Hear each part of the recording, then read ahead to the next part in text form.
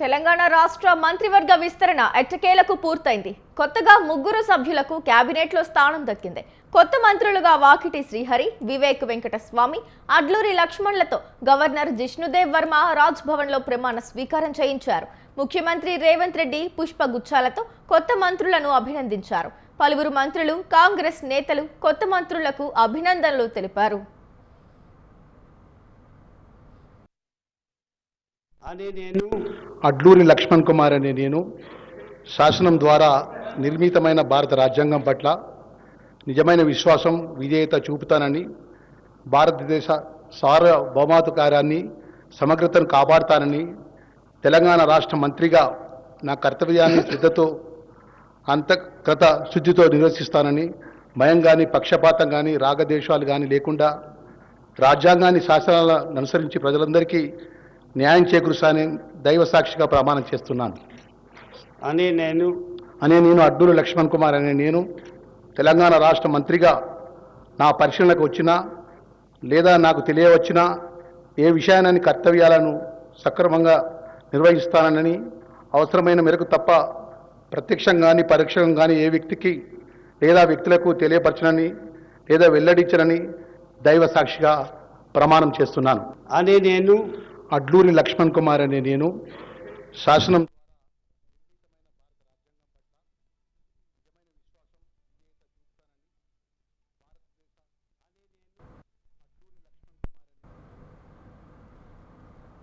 రేవంత్ రెడ్డి ప్రభుత్వం ఏర్పడిన ఏడాదిన్నర తర్వాత మంత్రివర్గ విస్తరణ జరిగింది. కాంగ్రెస్ అధికారంలోకి వచ్చాక 12 మంది మంత్రులతో రేవంత్ రెడ్డి ప్రభుత్వం ఏర్పడింది.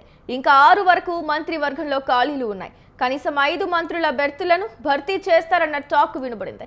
సామాజిక సమీకరణాలు, జిల్లాల సమీకరణాలు ఇలా చాలానే కసరత్తు చేశారు. పలుమార్లు సీఎం, డిప్యూటీ సీఎం, పీసీసీ అధ్యక్షుడు ఢిల్లీ వెళ్లడం కూడా జరిగింది.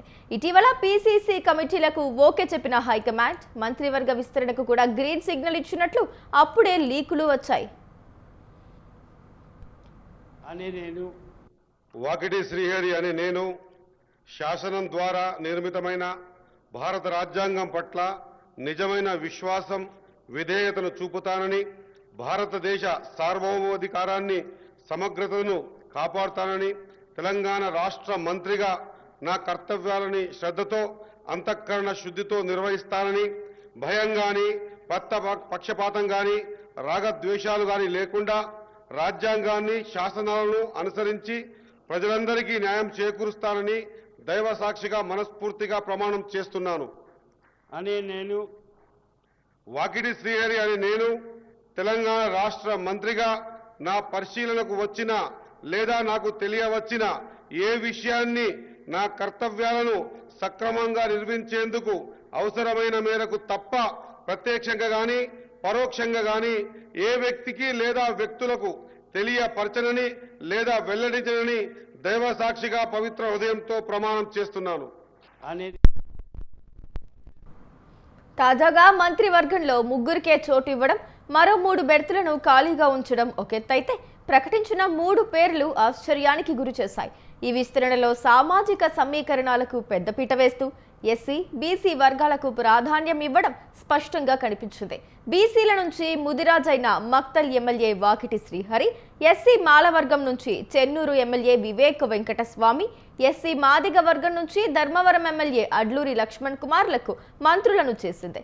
వీరితో పాటు అసెంబ్లీ డిప్యూటీ స్పీకర్ పదవికి రామచంద్రు నాయక్ను ఎంపిక చేసినట్లు కాంగ్రెస్ వర్గాల నుండి వస్తున్న సమాచారం.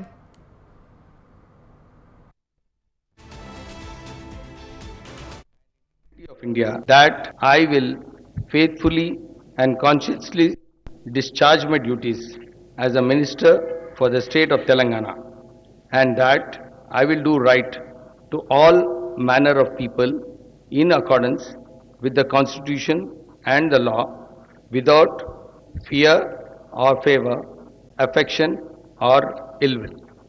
I, Gaddam Vivek Venkateswamy, do swear in the name of God that I will not directly or indirectly communicate or reveal to any person or persons any matter which shall be brought under my consideration or shall become known to me as Minister for the state of Telangana, except as may be required for the due discharge of my duties as such Minister.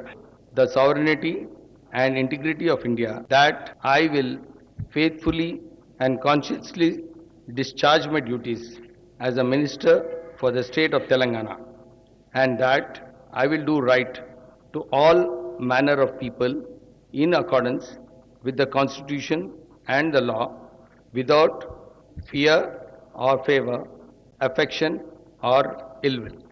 I, Gaddam Vivek Venkateswamy, do swear in the name of God that I will not directly or indirectly communicate or reveal to any person or persons any matter which shall be brought under my consideration or shall become known to me as Minister for the state of Telangana, except as may be required for the due discharge of my duties as such Minister.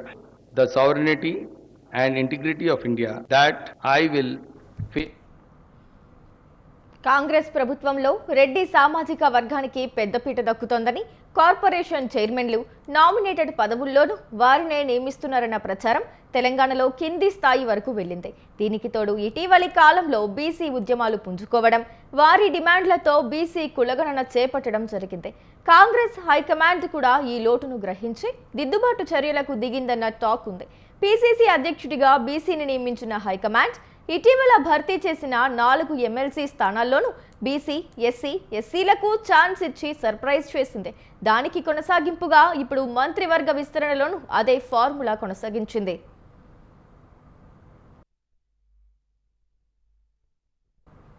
మొదట మంత్రివర్గ విస్తరణలో సుదర్శన్ రెడ్డి, కోమటిరెడ్డి రాజగోపాల్ రెడ్డిల పేర్లు ప్రముఖంగా వినిపించినప్పటికీ ప్రస్తుతానికి SC, BC వర్గాలకే అవకాశం కల్పించాలని అధిష్టానం స్పష్టం చేసినట్లు తెలిసిందే. అయితే మాదిగ సామాజిక వర్గంతో పాటు ఎస్టీల నుంచి కూడా ఒకరికి అవకాశం ఇవ్వాలని, నిజామాబాద్ జిల్లా నుంచి సుదర్శన్ రెడ్డికి కూడా చోటు కల్పించాలని గట్టిగా ఒత్తిడి తెచ్చింది. మరోవైపు కోమటిరెడ్డి రాజగోపాల్ రెడ్డికి మంత్రి పదవి ఇస్తే ఆయన సోదరుడు ప్రస్తుత మంత్రి వెంకటరెడ్డిని కూడా కొనసాగించడం కష్టమవుతుందని, ఇద్దరిలో ఒకరికి మాత్రమే అవకాశం ఉంటుందని అధిష్టానం తేల్చి చెప్పడంతో ఈ అంశాన్ని ప్రస్తుతానికి పక్కన పెట్టినట్లు తెలుస్తోంది.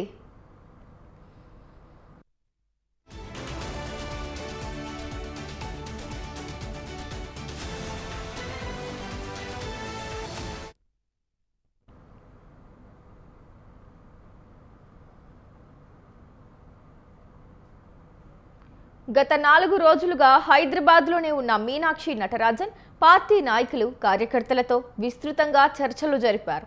ఈ నేపథ్యంలో సామాజిక న్యాయాన్ని దృష్టిలో ఉంచుకుని మంత్రివర్గ విస్తరణ ఉండాలని ఆమె అధిష్టానానికి సూచించినట్లు కూడా ప్రచారం జరుగుతోంది. మంత్రి పదవులు ఆశించి భంగపడ్డ ఆశావాహుల బుజ్జగింపుల పర్వం మొదలైంది. పార్టీ సిద్ధాంతాలకు వ్యతిరేకంగా ఎవరు మాట్లాడినా భవిష్యత్తులో వారికి పదవుల్లో ప్రాధాన్యత ఉండదని అధిష్టానం స్పష్టం చేస్తున్నట్లు తెలుస్తోంది.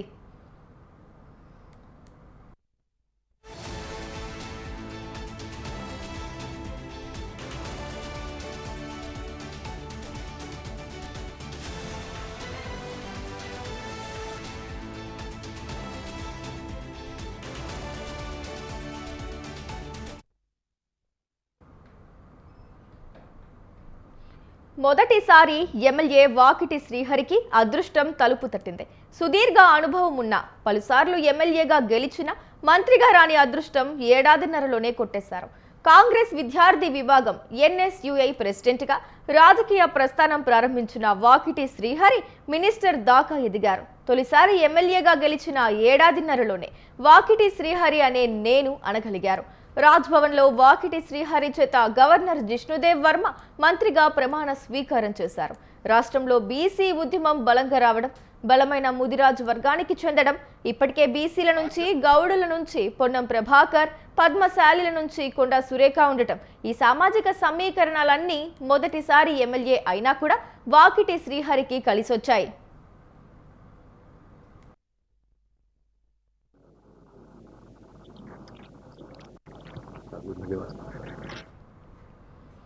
వాకిటి శ్రీహరిది రైతు కుటుంబం. ప్రస్తుతం నారాయణపేట జిల్లాలోని మక్తల్లో నరసింహులు రాములమ్మ దంపతులకు జన్మించారు. తండ్రి వ్యవసాయం చేసి కుటుంబాన్ని పోషించగా తల్లి రాములమ్మ నర్సుగా పనిచేసేవారు. శ్రీహరి 10th వరకు మక్తల్ గవర్నమెంట్ స్కూల్లో, ఇంటర్, డిగ్రీ మహబూబ్ నగర్లో పూర్తి చేశారు.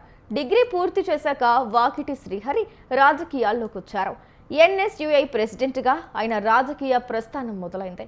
1990-93 వరకు మక్తల్ మండల ఎన్ఎస్యుఐ ప్రెసిడెంట్గా, 1993 నుంచి 96 వరకు మక్తల్ మండల యూత్ కాంగ్రెస్ ప్రెసిడెంట్గా, 1996 నుంచి 2001 వరకు మక్తల్ మండల సెక్రటరీగా, 2001 నుంచి 6 వరకు మహబూబ్ నగర్ జిల్లా కాంగ్రెస్ పార్టీ వైస్ ప్రెసిడెంట్గా పనిచేశారు.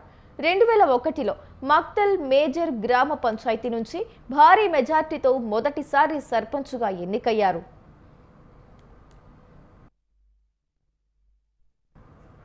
2010లో జెడ్పీటీసీగా వాకిటి శ్రీహరి గెలుపొందారు. రాష్ట్రంలోనే భారీ మెజార్టీతో గెలిచిన జెడ్పీటీసీలో 2వ స్థానంలో నిలిచారు. 2018 వరకు జెడ్పీ ఫ్లోర్ లీడర్గా పనిచేశారు. 2022 నుంచి 24 వరకు నారాయణపేట డీసీసీ ప్రెసిడెంట్గా బాధ్యతలు నిర్వర్తించారు. 2023లో జరిగిన అసెంబ్లీ ఎన్నికల్లో మక్తల్ అసెంబ్లీ స్థానం నుంచి కాంగ్రెస్ అభ్యర్థిగా శ్రీహరి పోటీ చేశారు. చిట్టెం రామ్మోహన్ రెడ్డిపై 17,525 ఓట్ల మెజార్టీతో గెలుపొందారు.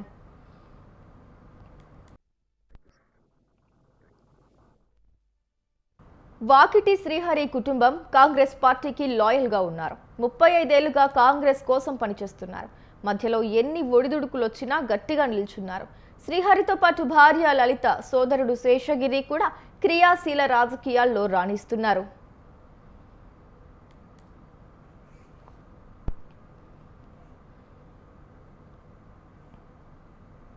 గడ్డం వివేక్ వెంకటస్వామి ఎట్టకేలకు మంత్రి అయ్యారు.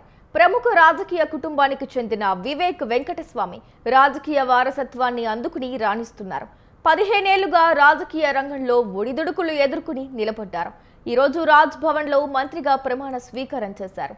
ప్రముఖ కాంగ్రెస్ నేత, మాజీ కేంద్ర మంత్రి గడ్డం వెంకటస్వామి 2 కుమారుల్లో వివేక్ చిన్నవారు.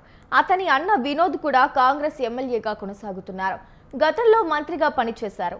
ఎమ్మెల్యే అయినప్పటి నుంచే వివేక్కు మంత్రి పదవి ఖాయమనే టాక్ వచ్చింది. అప్పటికీ అది తప్పినా మంత్రి రేసులో ఉన్న వివేక్ ఎప్పుడు మంత్రివర్గం విస్తరణ జరిగినా బెర్త్ ఖాయమన్నది కాంగ్రెస్ వర్గాలు చెబుతూ వచ్చాయి. కాస్త లేటైనా ఎస్సీ మాల వర్గం కోటాలో వివేక్ మంత్రి అయ్యారు.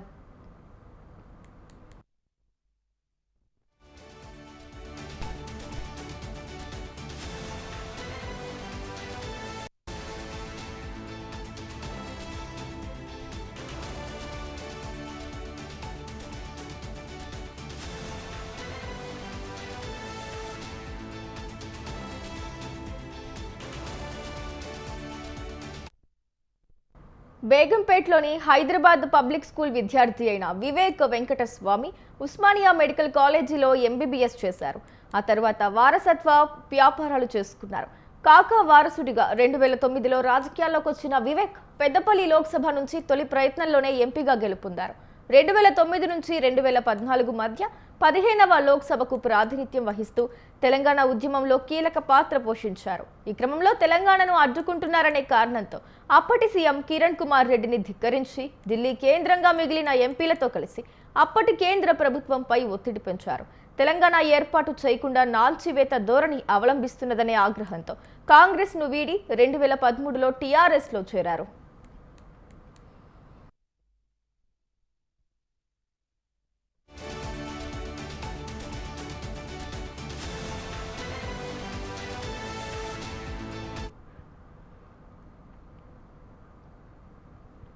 కాంగ్రెస్ తెలంగాణను ఇవ్వడంతో తిరిగి సొంత పార్టీలో చేరి 2014లో మరోసారి పెద్దపల్లి నుంచి ఎంపీగా పోటీ చేశారు. అయితే బాల్క సుమన్ చేతిలో అనూహ్య పరాజయం పొందారు. తెలంగాణలో కేసీఆర్ ప్రభుత్వం ఏర్పడటంతో ఆ పార్టీలోకి మరోసారి ఎంట్రీ ఇచ్చారు.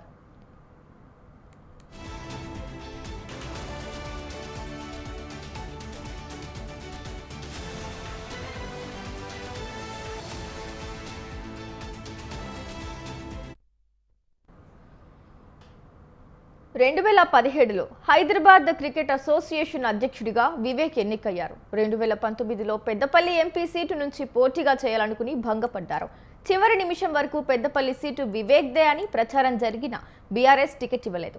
దీంతో మరోసారి పార్టీ మారారు. 2019లో బీజేపీలో చేరిన వివేక్ వెంకటస్వామిని పార్టీ అధిష్టానం జాతీయ కార్యవర్గంలోకి తీసుకున్నది.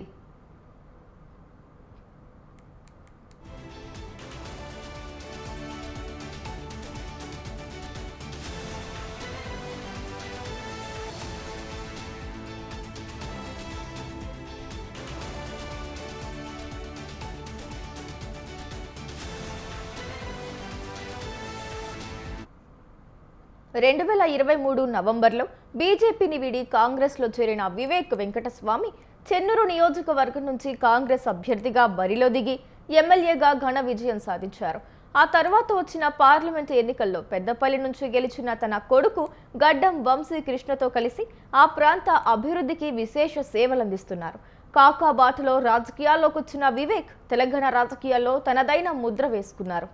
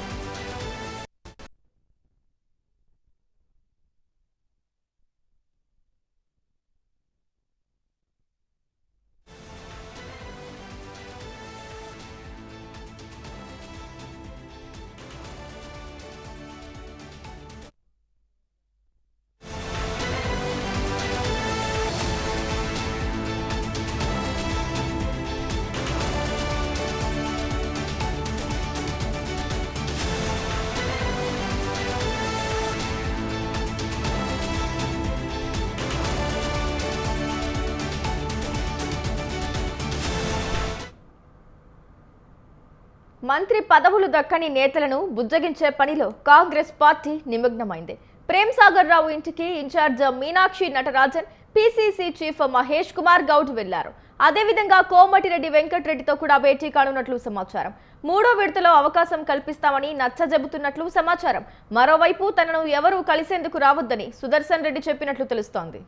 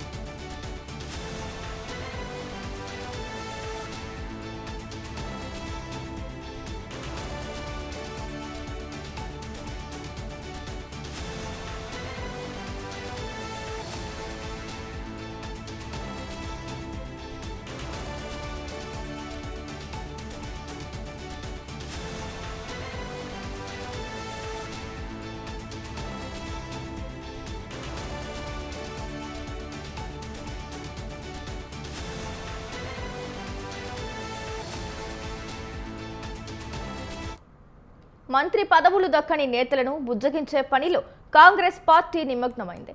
ప్రేమ్ సాగర్ రావు ఇంటికి in-charge Meenakshi Natarajan, PCC chief Mahesh Kumar Goud వెళ్లారు. అదేవిధంగా కోమటిరెడ్డి వెంకటరెడ్డితో కూడా భేటీ కానున్నట్లు సమాచారం. మూడో విడతలో అవకాశం కల్పిస్తామని నచ్చజెబుతున్నట్లు సమాచారం. మరోవైపు తనను ఎవరూ కలిసేందుకు రావద్దని సుదర్శన్ రెడ్డి చెప్పినట్లు తెలుస్తోంది.